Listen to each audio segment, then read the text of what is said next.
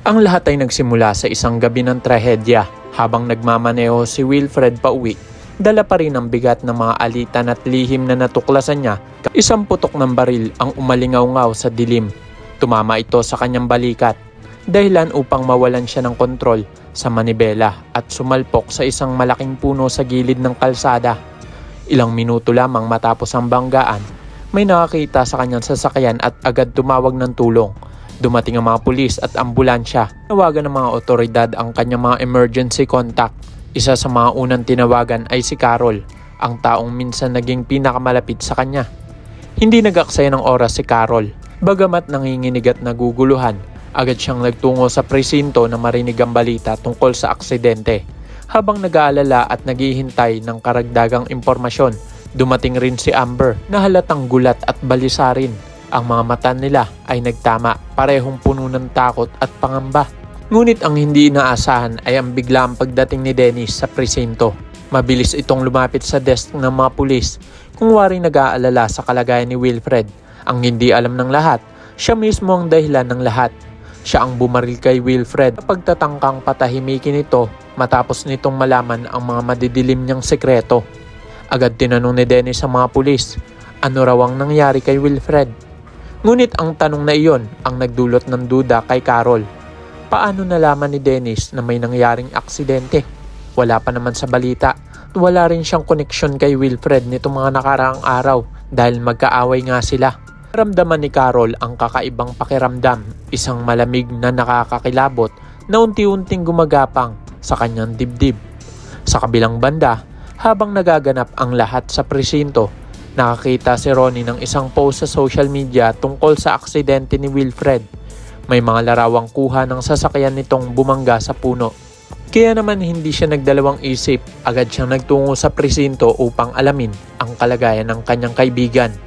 Pagdating ni Ronnie, agad niyang napansin ang presensya ni Carol at Dennis. Namuo ang tensyon sa pagitan nila.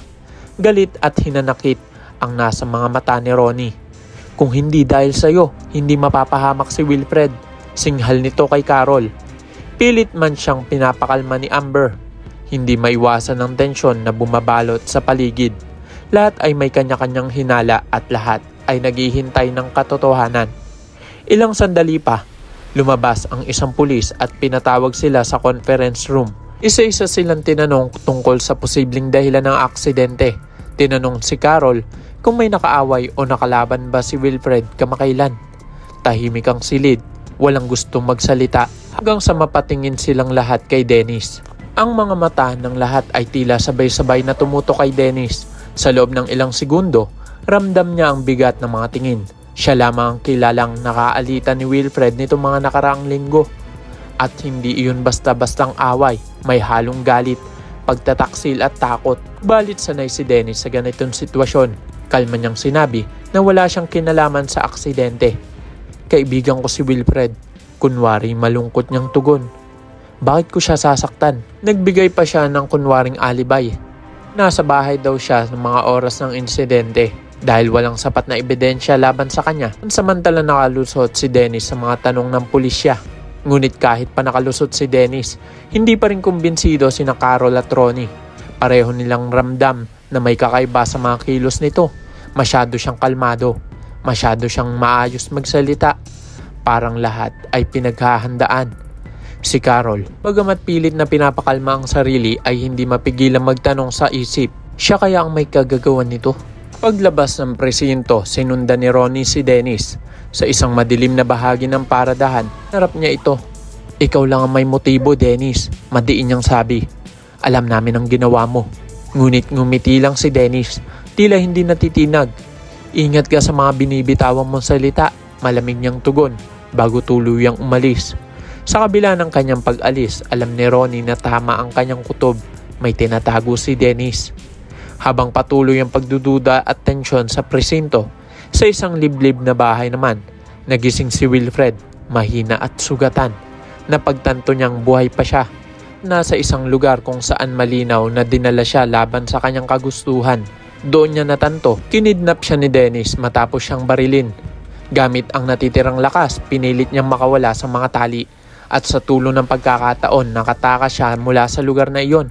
Habang naglalakad sa madilim na kagubatan, ulit-ulit niyang binabalikan sa isip ang mga pangyayari, ang baril, ang mukha ni Dennis at ang mga salitang narinig niya bago siya mawala ng malay.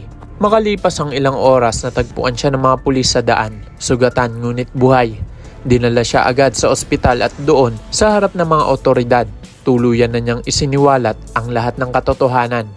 Inilahad niya na si Dennis mismo ang bumaril sa kanya at pagkatapos ay dinala siya sa isang tagong bahay upang hindi na siya makapagsalita. Ipinakita rin ni Wilfred ang mga ebidensyang natuklasan niya doon, mga larawan at tala ng mga transaksyong illegal na konektado kay Dennis. Lahat ng iyon ay sapat upang mapagtibay ang kaso laban sa kanya. Sa puntong iyon, wala nang kawala si Dennis. Nahuli siya ng mga otoridad matapos ang ilang araw na investigasyon. Lahat ng kasinungalingan niya, lahat ng pagtatakip ay unti-unting naglaho. Sa harap ng hustisya, ibinunyag ni Wilfred ang bawat detalye ng karumal-dumal na plano ni Dennis.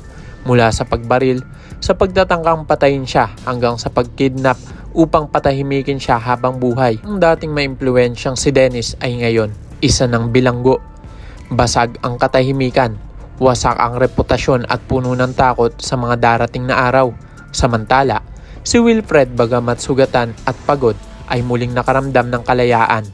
Sa wakas natapos din ang bangungot na matagal na niyang tinitiis at sa katahimikan ng gabi habang nakahiga sa ospital, nagpapasalamat siya na kahit sa gitna ng kasamaan, nanaig pa rin ang katotohanan.